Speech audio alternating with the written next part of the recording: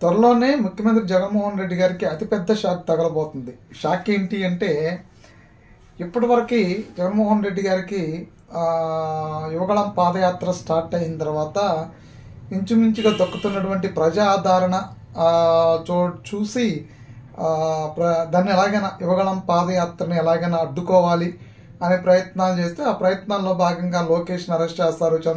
చంద్రబాబు గారి అరెస్ట్ తర్వాత కొంతవరకు కొద్ది రోజులు దాదాపు ఒక 2 నెలల పైనే లోకేష్ యువగళం పాదయాత్రని నిలవరించగలిగారు. సో మొదట అది కుప్పం నుంచి ఇచ్చాపురం వరకు అనుకున్నటువంటి పాదయాత్రని కుదిర్చి విశాఖ దగ్గర ముగించాలనుకున్నారు. సరే, విశాఖ దగ్గర ముగించేటువంటి క్రమంలో ఏమవుతుంది అంటే, ఇప్పటికే ఆ యువగళం పాదయాత్రని ఎలాగైనా నిలవరించాలనుకున్నటువంటి ప్రస్తుత ముఖ్యమంత్రి జగన్మోహన్ రెడ్డి గారు యువగళం పాదయాత్రని ఎలాగైనా నిలవరించలేకపోవడంతో ఇప్పుడు నిలవరించలేకపోవడంతో మరొకసారి అదే మూమెంట్ యువగళం పాదయాత్ర స్టార్ట్ అవుతుందా?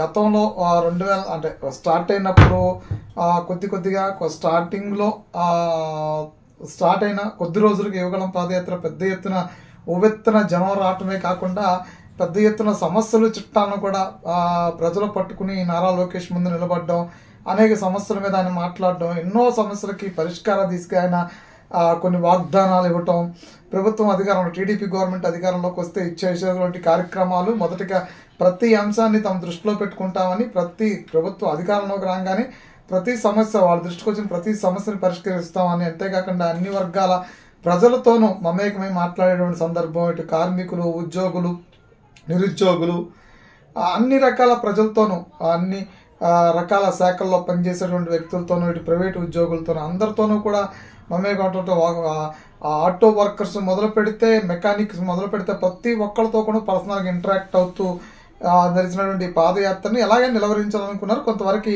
నిలవరించే ప్రయత్నం చేశారు, కానీ అది కూడా పూర్తిగా నిలవరించలేకపోయారు. మరొకసారి యువగళం పాదయాత్ర స్టార్ట్ అయింది. స్టార్ట్ అయిన తర్వాత మరలా అదే ఊపు, ఏదైతే యువగళం పాదయాత్ర మంచి ఊపు మీద వెళ్తుండగా ఆగిందో అదే ఊపు మొదలవగానే మళ్ళీ ప్రారంభం కూడా అలాగే ఉంది. మళ్ళీ ఆరంభం కూడా ప్రారంభం అవగానే మళ్ళీ అదే ఆరంభం దక్కింది. ఆ ఆరంభంతోనే విశాఖలో భోగాపురం దగ్గర ఈ సభను నిర్వహించడానికి పెద్ద ఎత్తున ప్లాన్ చేస్తున్నారు. దాదాపు 10 లక్షల మంది ఈ సభకు వచ్చేటట్టు, అదే వేదిక మీద పవన్ కళ్యాణ్, చంద్రబాబు నాయుడు గారు కూడా అదే వేదిక మీదకి రాకపోతూ ఉన్నారు.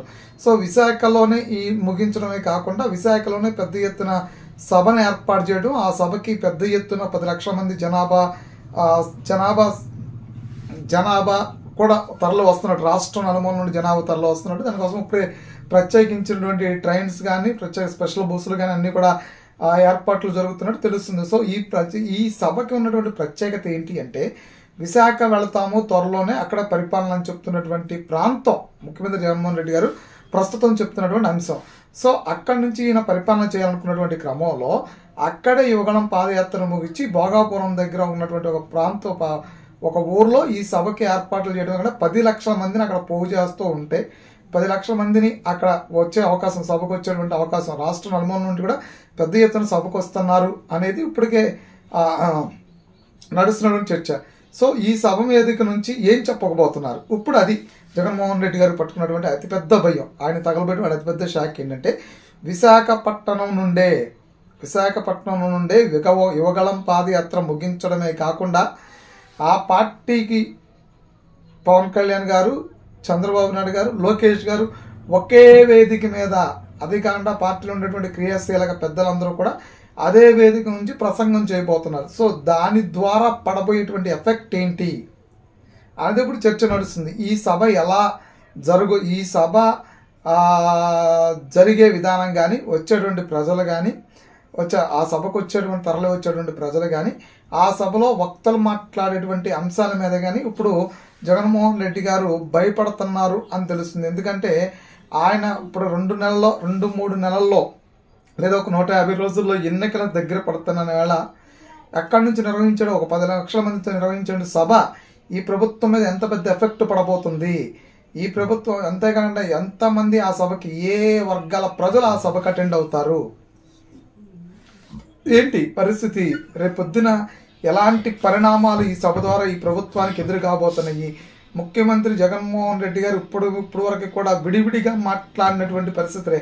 యువగళం ద్వారా లోకేష్ గారు మాట్లాడారు, సభలో సమావేశాల ద్వారా చంద్రబాబు నాయుడు గారు మాట్లాడారు, సభలో సమావేశాల ద్వారా వారాహయాత్ర ద్వారా పవన్ కళ్యాణ్ గారు మాట్లాడారు తప్ప కలిసి మాట్లాడింది లేదు. ఫస్ట్ టైం ఒక వేదిక నుంచి కలిసి మాట్లాడబోతున్నారు. ఆ కలవరమే ఇప్పుడు వైసీపీలో పట్టుకుంది. ఏం మాట్లాడబోతున్నారు? పెద్ద ఎత్తున ప్రభుత్వం మీద విమర్శల వర్షమే కురిపిస్తారు, తుఫాను కురిపిస్తారు. అంతేకాకుండా వాస్తవ రూపమైనటువంటి అనేక అంశాలు ప్రజల దృష్టికి తీసుకెళ్ళటానికి ఈ వేదిక సిద్ధం చేస్తున్నారని తెలుస్తుంది. సో ఆ వేదిక నుంచి వచ్చేటువంటి అంశాలు ఇక్కడ ఆల్రెడీ రైళ్లు పరిగెత్తిస్తున్నాయి గుండెల్లో అనేది మాత్రం తెలుస్తుంది.